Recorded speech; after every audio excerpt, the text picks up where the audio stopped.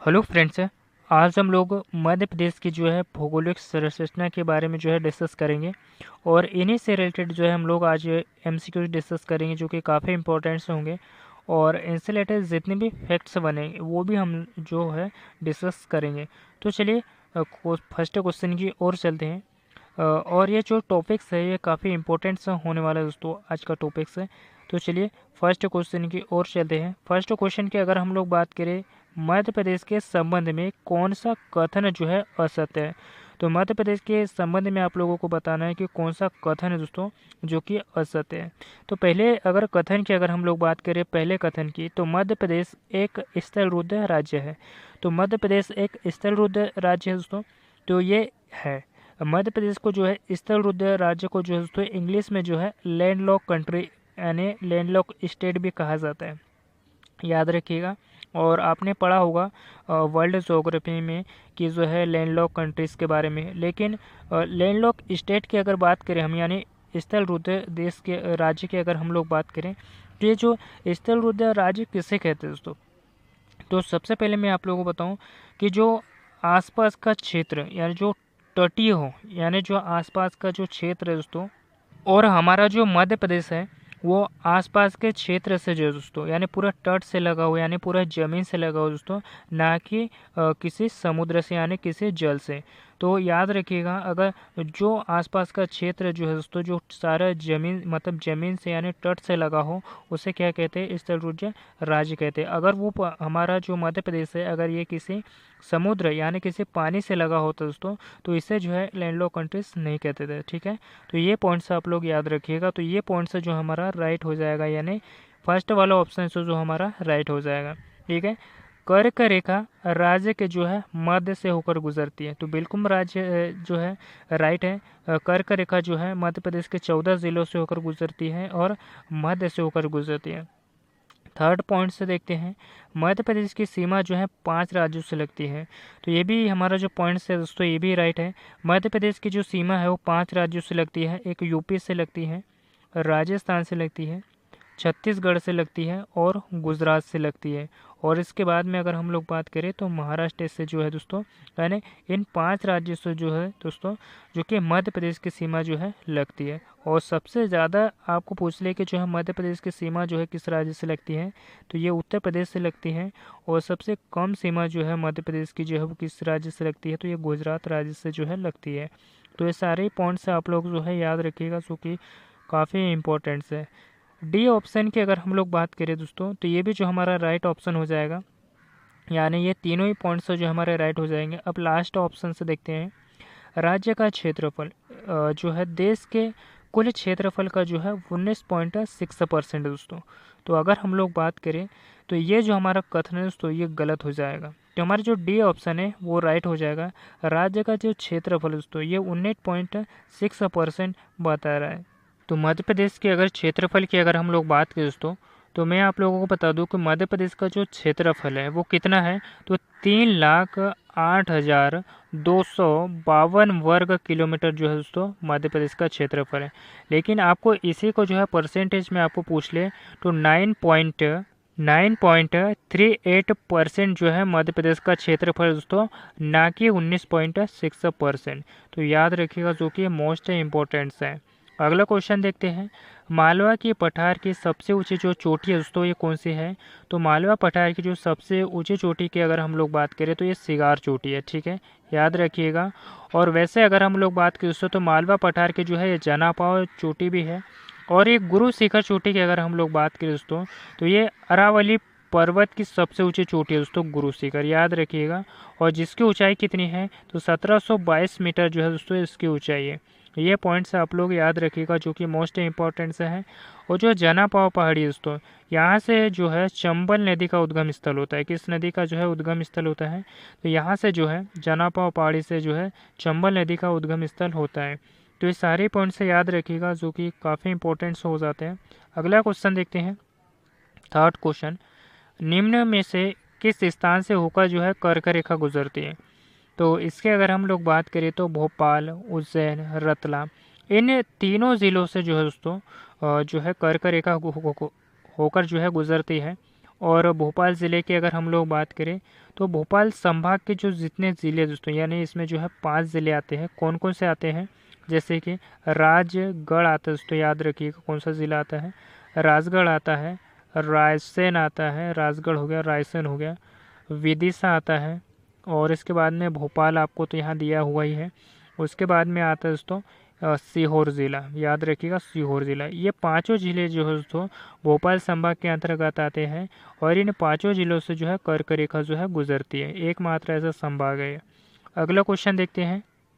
मध्य प्रदेश का जो चेरापूंजी है वो किसे कहा जाता है? और ये MP पटवारी 2012 में जो है क्वेश्चन पूछा गया था कि जो मध्य प्रदेश का जो चेरापूंजी है दोस्तों वो किसे कहा जाता है? तो ये पचमढ़ी को कहा जाता है, याद रखिएगा। और पचमढ़ी जो है दोस्तों किस ज़िले में आता है? तो ये नर्मदापुरम ज़िले में आता है, याद रखिएगा किस ज़िले में आता है? नर्मदापुरम ज़िले में आता है, और नर्मदापुरम संभाग भी है दोस्तों। और इसी के अंतर्गत जो है दोस्तों 3 ज़िले आते हैं। एक नर्मदापुरम आता है जिसे पहले होशंगाबाद कहा जाता था, उसके बाद में हरदा आता है और बैतूल आता है दोस्तों। ये 3 ज़िले जो है नर्मदापुरम संभाग के अंतर्गत जो है आते हैं। पचमढ़ी की अगर हम लोग बात करें तो यहाँ पे जो है महादेव पर्वत स्थित है दोस्तों, और इसकी सबसे ऊंची चोटी कौन सी है? तो धूपगढ़ चोटी स्थित है, याद रखिएगा। और मध्य प्रदेश की सबसे ऊंची चोटी धूपगढ़ है, जो कि सतपुड़ा पर्वत श्रेणी के अंतर्गत आती है। और ये महादेव पर्वत जो है पहाड़ी भी कह सकते हो आप लोग, जो है आपसे श्रेणी भी कह सकते हो। तो इसकी सबसे ऊंची चोटी दोस्तों, और इस श्रेणी की ऊंचाई जो है, यानी इस चोटी की ऊंचाई जो है 1350 मीटर है। और ये मध्य प्रदेश की भी जो है सबसे ऊंची चोटी है धूपगढ़, याद रखिएगा। अमरकंटक, अमरकंटक भी एक चोटी है दोस्तों। इसके अगर हम लोग बात करें तो यहाँ से जो है 3 नदियों का जो है उद्गम हुआ है, याद रखिएगा। नर्मदा हो गई, सोन हो गई और जोहिला नदी, ठीक है। बालाघाट ज़िले की अगर हम लोग बात करें तो यहाँ का जो चिन्नौर चावल है दोस्तों, इसको जो है एक ज़िला और उत्पाद के तहत शामिल किया गया है। और यहाँ का जो चिन्नौर चावल है दोस्तों, इसे 2023 में जो है GI टैग भी दिया गया दोस्तों, याद रखिएगा, जो कि मोस्ट इम्पोर्टेंट्स है, ठीक है। सॉरी दोस्तों, ये जो चिन्नौर चावल है ऐसा GI टैग 2023 में नहीं, बल्कि इसे GI टैग जो है दोस्तों 2021 में दिया गया है। कब दिया गया है? 2021 में दिया गया है दोस्तों बालाघाट ज़िले के चिन्नौर चावल को, और इसे एक ज़िले और एक उत्पाद के तहत भी जो है शामिल किया गया है। और झाबुआ ज़िले की अगर हम लोग बात करें तो यहाँ का जो कड़कनाथ मुर्गा है दोस्तों, काफ़ी जो है चर्चा में रहता है ये। कड़कनाथ मुर्गे की अगर हम लोग बात करें तो इसे भी जो है GI टैग दिया गया है। और इस कड़कनाथ मुर्गे को जो है 2018 में जो है GI टैग दिया गया था, और इसे भी जो है एक ज़िला और एक उत्पाद के तहत शामिल किया गया है। अगला क्वेश्चन देखते हैं, यानी 5वां। भौगोलिक रूप से मध्य प्रदेश को जो है कितने भागों में जो है विभाजित किया गया है दोस्तों? तो भौगोलिक रूप से जो है मध्य प्रदेश को जो है 4 भागों में विभाजित किया गया है। और आप लोगों को मुझे कमेंट बॉक्स में ज़रूर बताइएगा कि ये जो मध्य प्रदेश को 4 भागों से विभाजित किया गया है ये कौन कौन से वो क्षेत्र हैं। तो इसका जो राइट ऑप्शन है वो बी हो जाएगा। अगला क्वेश्चन देखते हैं। निम्न में से किन जिलों का समूह बुंदेलखंड के अंतर्गत आता है? और आप लोगों को ये भाग नहीं पता है तो आप लोग प्लेलिस्ट में जाइएगा, भौगोलिक से रिलेटेड मैंने काफ़ी वीडियोस डाल चुका हूँ, तो वहाँ पे जाके आप लोग इसे देख सकते हो। नेक्स्ट क्वेश्चन देखते हैं। निम्न में से किन जिलों का जो समूह है बुंदेलखंड क्षेत्र के जो है अंतर्गत आता है दोस्तों? तो अगर हम लोग बात करें तो ये जो टीकमगढ़, दतिया, छतरपुर, ये जो ज़िले हैं दोस्तों, ये जो है टीकमगढ़ के अंतर्गत आते हैं, सॉरी यानी बुंदेलखंड क्षेत्र के अंतर्गत आते हैं दोस्तों ये ज़िले। अगला क्वेश्चन देखते हैं। नेक्स्ट क्वेश्चन की अगर हम लोग बात करें, यानी 7वां। निम्न में से किस जिले में सतपुड़ा पर्वत नहीं है? तो किस जिले में जो है दोस्तों सतपुड़ा पर्वत नहीं है? तो सेवपुर वाला क्षेत्र। बाकी बैतूल वाले क्षेत्र में छिंदवाड़ा क्षेत्र हो गया, खंडवा क्षेत्र हो गया दोस्तों, हरदा वाला जो क्षेत्र हो गया, उसके बाद जो होशंगाबाद वाला जो क्षेत्र हो गया दोस्तों, इन जिलों में जो है दोस्तों ये सतपुड़ा पर्वत जो है, यानी सतपुड़ा श्रृंखला जो है फैली हुई है, याद रखिएगा, जो कि काफ़ी इंपॉर्टेंट है। अगला क्वेश्चन देखते हैं। निम्न में से किस पठार को जो है सर्वोच्च चोटी यानी सिद्ध बाबा की पहाड़ी जो है स्थित है? तो सिद्ध बाबा की जो पहाड़ी है वो सर्वोच्च चोटी जो है कहाँ पर स्थित दोस्तों? तो ये बुंदेलखंड का जो पठार है इसमें स्थित है, याद रखिएगा। अगला क्वेश्चन देखते हैं। अगले क्वेश्चन की अगर हम लोग बात करें 9वां। जाना पाव, सिगार, धजारी चोटी किस पठार पर स्थित है? ये तीनों चोटी की अगर हम लोग बात करें दोस्तों तो ये किस पर्वत श्रेणी में आती है? तो ये रीवा पन्ना के पठार में आती है दोस्तों, याद रखिएगा किस पठार में आती है, तो ये रीवा पन्ना पठार में आती है। और ये कभी कभी जो है आप लोगों को जो है मालवा के पठार में भी जो है पूछ लिया जाता है। ठीक है, ये भी पॉइंट से याद रखिएगा जो कि काफ़ी इंपॉर्टेंट से है। और मैं आप लोगों को बताना चाहूँगा कि जो जना पाव सिगार दजारी जो चोटी है दोस्तों, ये रीवा पन्ना पठार की चोटी नहीं है दोस्तों, है ना, यहाँ की चोटी नहीं है, ये मालवा पठार की चोटियाँ है। और इसमें कन्फ्यूज़न मत हुइएगा, है ना, ये तीनों चोटियाँ जो है ना मालवा पठार की चोटियाँ है, ना कि रीवा पन्ना पठार की। ठीक है, और ये जो जना पाव चोटी है इसकी अगर हम लोग बात करें तो ये जो है दोस्तों कितनी, यानी 54 मीटर जो है इसकी ऊंचाई है। और सिगार चोटी की अगर हम लोग बात करें तो 881 मीटर जो है इसकी ऊंचाई है। धजारी चोटी की ऊंचाई जो है 10 मीटर, यानी ऊंची पहाड़ियाँ है। और इनमें सर्वाधिक जो ऊंची चोटियों में शामिल है दोस्तों, ये याद रखिएगा, जो कि मालवा पठार की चोटियाँ हैं, जो कि काफ़ी इंपॉर्टेंट से है। और ये मऊ से दक्षिण में स्थित है दोस्तों, यानी याद रखिएगा। और काफ़ी इंपॉर्टेंट सा चोटियाँ दोस्तों, ये सारी की सारी, इनकी सारी की सारी आपको जो है ऊंचाई याद होनी चाहिए।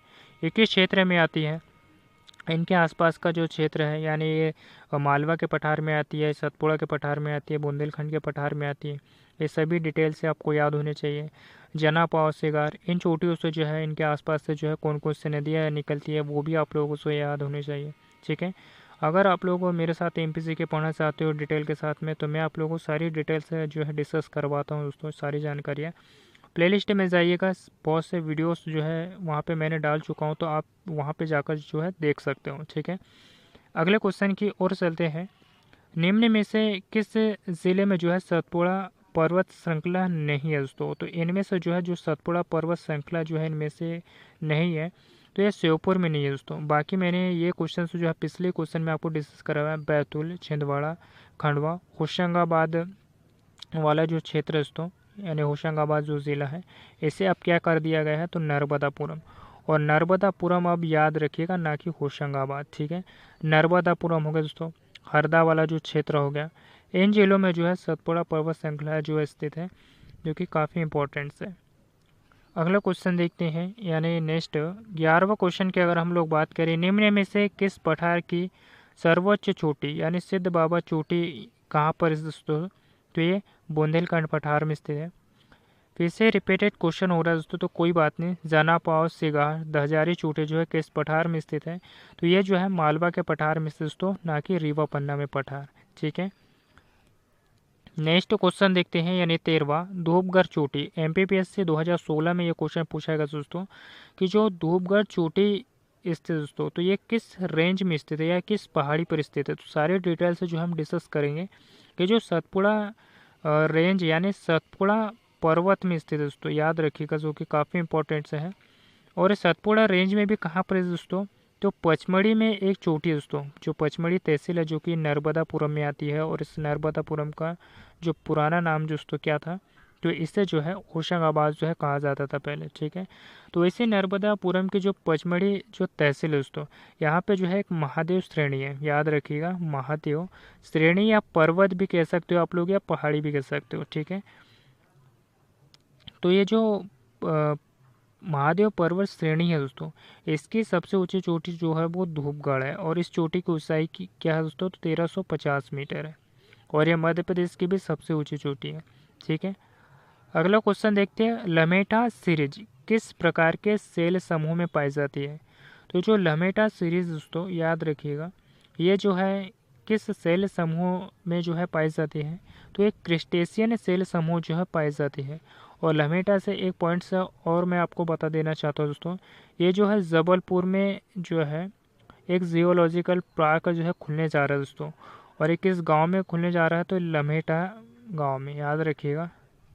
ठीक है, अगला क्वेश्चन देखते हैं, यानी 15 नंबर का क्वेश्चन देखते हैं 15। मध्य प्रदेश के किन जिलों में भू वैज्ञानिक यानी जूरासिक काल के जो डायनासोर के जो जीवाश्म है दोस्तों, वो कहाँ से प्राप्त हुए हैं, तो ये रायसेन और जबलपुर से जो है प्राप्त हुए हैं। अगला क्वेश्चन देखते हैं, निम्न में से किस जिले में सौसर सीरीज पाई जाती है, तो सौसर सीरीज जो है दोस्तों कहाँ पाई जाती है, तो ये छिंदवाड़ा ज़िले में पाई जाती है। अगला क्वेश्चन देखते हैं, 17वां मध्य प्रदेश को निम्न में से किस पठार का भाग माना जाता है? तो मध्य प्रदेश को जो दोस्तों ये दक्षिण पठार का भाग जो है माना जाता है। अगला क्वेश्चन देखते हैं, निम्न में से कोड़प्पा क्रम की चट्टानें जो है कहाँ पाई जाती है? तो ये बिजावर, पन्ना, ग्वालियर, इन्हें सभी क्षेत्रों में जो है दोस्तों ये बिजावर क्रम की जो चट्टानें हैं वो पाई जाती है। नेक्स्ट क्वेश्चन देखते हैं, यानी 19वां, संरचना की दृष्टि से चंबल सोन अक्ष के उत्तर भाग को जो है वो क्या कहलाता है? यानी जो संरचना की दृष्टि से अगर हम लोग बात करें तो जो चंबल और सोन अक्ष का जो उत्तरी भाग है तो वो क्या कहलाता है? तो ये जो है मध्य उच्च प्रदेश कहलाता है। अगला क्वेश्चन देखते हैं, अविभाजित मध्य प्रदेश उत्तर से दक्षिण की ओर जो चौड़ाई है वो कितनी है दोस्तों? तो अगर हम लोग बात करें ये हमारा मध्य प्रदेश दोस्तों, याद रखिएगा, मैं ऐसा बना देता हूँ आप लोगों को, थोड़ा गलत बन गया है तो आप थोड़ा ये कर लीजिएगा। वैसा भी थोड़ा मैप मुझे है ना बनाने में थोड़ा डिस्टर्ब हो जाता हूँ, तो ठीक है। तो मैं आप लोगों से बता देता हूँ कि जो उत्तर से दक्षिण तक की लंबाई और इधर हम जो है पूर्व से पश्चिम तक की जो लंबाई है वो भी हम लोग डिस्कस करेंगे। तो इसकी लंबाई की अगर हम लोग बात करें तो उत्तर से दक्षिण तक की इसकी लंबाई, तो ना कि इसकी 996 नहीं है दोस्तों इसकी लंबाई, है ना। इसकी लंबाई की अगर हम लोग बात करें तो मध्य प्रदेश की जो उत्तर से दक्षिण तक की जो लंबाई है वो 605 किलोमीटर है, याद रखिएगा 605 किलोमीटर दोस्तों। लेकिन इसकी चौड़ाई की अगर हम लोग बात करें पूर्व से पश्चिम तक की इसकी चौड़ाई की अगर हम लोग बात करें मध्य प्रदेश की तो 870 किलोमीटर है। ठीक है, कितनी है? 870 किलोमीटर है। तो ये पॉइंट्स आप लोग याद रखिएगा, और जितने भी मैं आप लोगों को जो फैक्ट्स बताता हूँ इंपॉर्टेंट सारे के सारे जो है आप लोग याद रखिएगा, ये काफ़ी इंपॉर्टेंट्स हो जाते हैं। और ये टॉपिक कैसा लगा मुझे कमेंट बॉक्स में ज़रूर बताइएगा। अपने दोस्तों के साथ भी शेयर कीजिएगा इस वीडियो को, ताकि उन लोगों की भी जो है हेल्प हो सके। और मिलते हैं किसी नेक्स्ट टॉपिक में। धन्यवाद, थैंक यू।